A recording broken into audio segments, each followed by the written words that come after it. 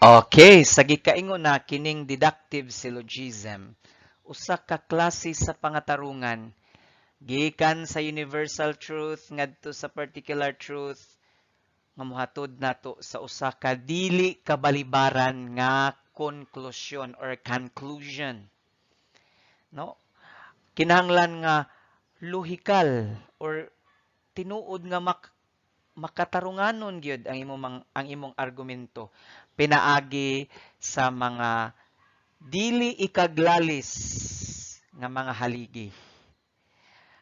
Nga kini mga haligiha makahatag nato sa relevant, acceptable, ug sufficient evidence. Mga butang nga may kalambigitan or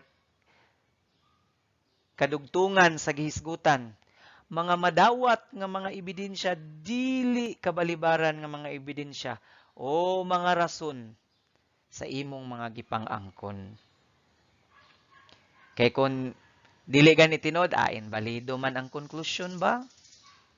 Unya, kung ang tao dili makamatikod nga ang mga premises sayop, mahog nga ang reasoning ngadto kaniya gitawag og deceptive reasoning. Ang tao nahulog sa deception. Unsa man ang deception? Ang tikas or ilad. Now, so much for that. Ang deductive syllogism naanay mga rules. Rule 1 to 8. Rule 1, 3 terms ray gamiton. And they must be used in the same sense. Sa parihara nga tumong o sa parihara nga kahulugan or meaning. Rule 2, tulo ra ka prepositions. Rule 3, ang middle term kinahanglan ma-distributed siya bisan ka usa sa duha ka mga premises, sa duha ka haligi. O sa may meaning sa distributed, kinahanglan nga mahimo siyang subject, mahimo sad siyang predicate. Ma-distributed siya bisan ka usa, sa usa subject, sa usa predicate siya. Rule 4, no term must be distributed in the conclusion which was not distributed in the premises. Walay termino nga i-injection didto sa conclusion kung ang termino wa makit-i or dili masabot gikan sa bisan unsa nga premise, bisan sa usa na lang ka premise sa usa ka deductive argument. Di ka magbuot-buot. Number 5, ang duha ka negative premises, walay conclusion nga mahitabo. Unsa may meaning anang negative? Negative gani buot pasabot naay mga non, not, mangingon ana nga mga words ba? Negative. Basta gani duha ka negative, mga non, not, no, walay conclusion mahitabo. Walay argumento, kompletong argumento mahitabo. Kung, rule 6, kung usa sa mga premise negative, gipaabot nga ang conclusion negative gayud. Rule 7, kung duha ka particular premises, why conclusion nga mahitabo? Walay kompletong argumento mahitabo. Pagbantay, naghimo nimo sa imong argumento. Rule 8, if one premise is particular, the conclusion must be particular. Ang konklusyon nimo particular kung ang usa sa imong premises particular. Mao na ang rules. Pareha gud sa algebra, di ba, na mga rules? Importante gud ang rules. Sa balaod, or ang balaod mismo, rules. Sa grammar, na ay rules. Rules are very important. Mao bitaw ako particular ko ninyo sa akong mga rules. Nya, ang di mo follow sa rule, naagi consequence nga dawaton. Mao na nga not following instructions, magsigilag ka zero ang dili mutuman sa rules. Nganuman kay ang sakto ipatuman ug tumanon gyud na nimo ang mga rules. Kay kung di matuman ang rules para sa deductive syllogism na ay mga rules, Wala ka. Zero ang imong argumento. Why bili ang imong argumento?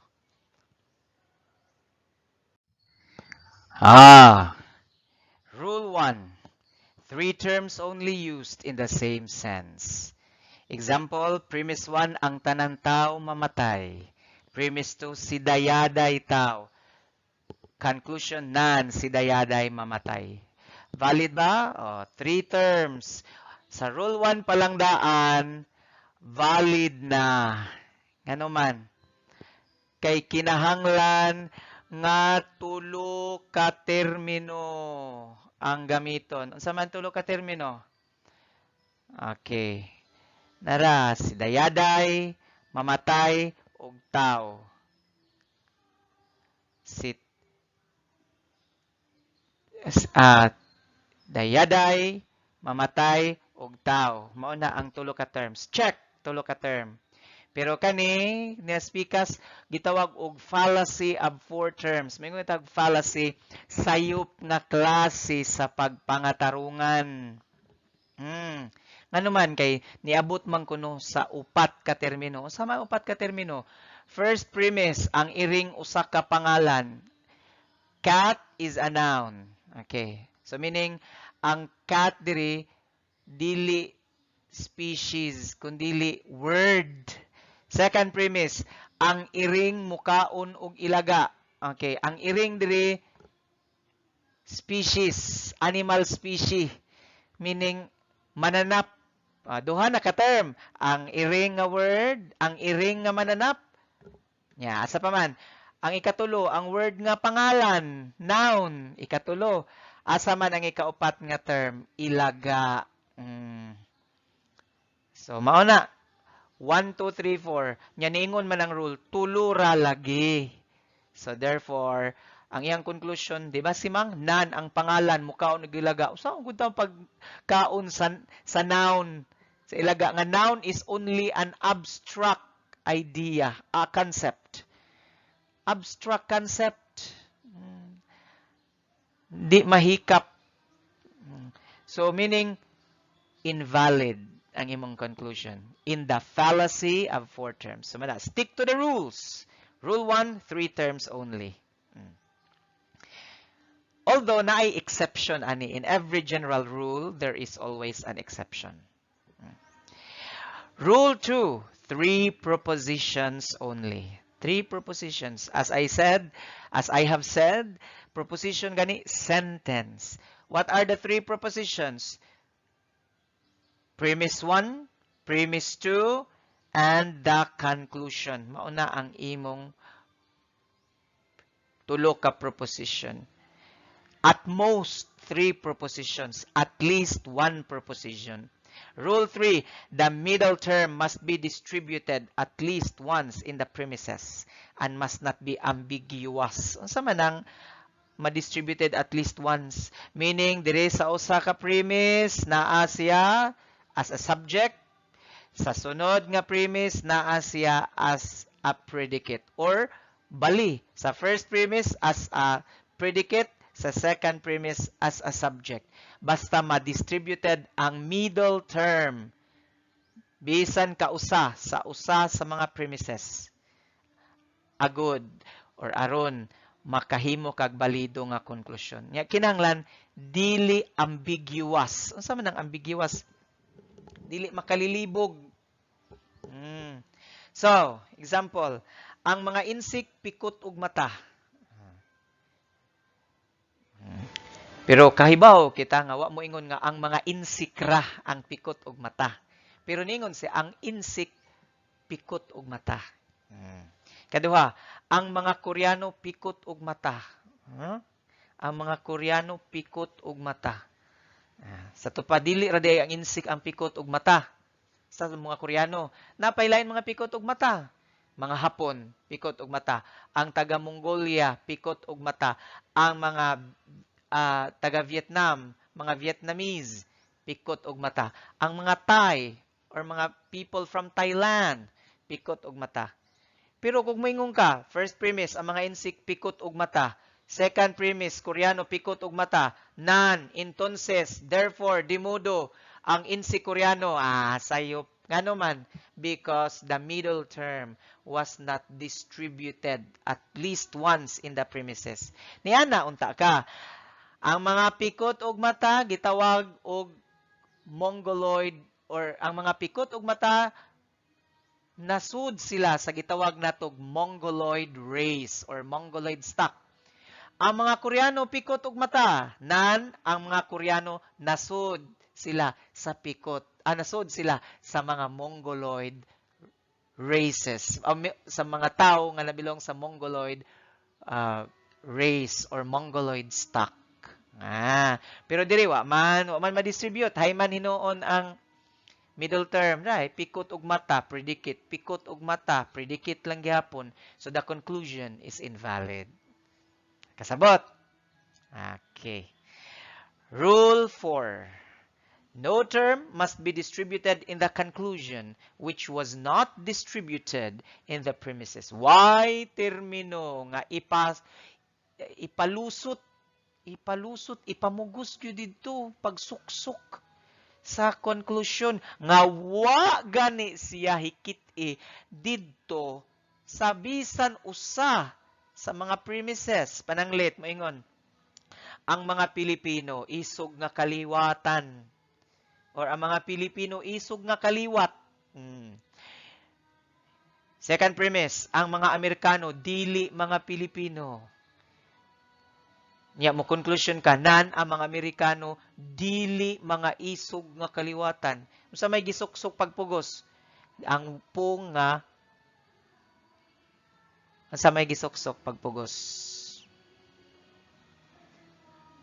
Kining po nga dili isog nga kaliwatan. Wa may phrase diha nga dili isog nga kaliwatan. Wala say word, walay po nga dili sa first premise. Walay po nga dili isog nga kaliwatan. Why pong diha nga dili isog ra nga kaliwatan. So ang imuntang conclusion, ang mga Amerikano isog nga kaliwatan. Dili punan og dili. Kana. Pero as regards rule 4, wata kahibaw sa uban pa nga rules kung naa ba ni siya'y nasupak pa. Pero tataw ug tin-aw nga kining rule 4 gisupak ini nga premise. Ngano? Kay naay gisuksok nga pulo nga dili angay isuksok diha. Nganong suksukan man gid na diha nga di man angay suksukan kay niingon ang rule. Rule is rule. Stick to the rules. Okay, rule 5. True negative premises, nothing can be inferred. Duha ka negatibo nga mga haligi, why konklusyon nga balido nga mahimo nato. Ang mga kabayo dili mga baka, ang mga kabaw dili mga kabayo, pulos dili. Why conclusion? Dili ka makaingon nga ang mga kabaw dili mga baka, dili. Ayo pag-ingon. No? Although sakto siya tingali ang mga kabaw dili mga baka, pero it is an invalid conclusion based on the structure of your argument. Okay. Na may gingon gud nga it is valid but it may not be true. It is true but it may not be valid, no? Exceptional cases. Okay, next. Rule number 6. One negative premise means negative conclusion. Example. Ang tanan teacher sa Inayawan National High School wala mahadlok magpa-vaccine.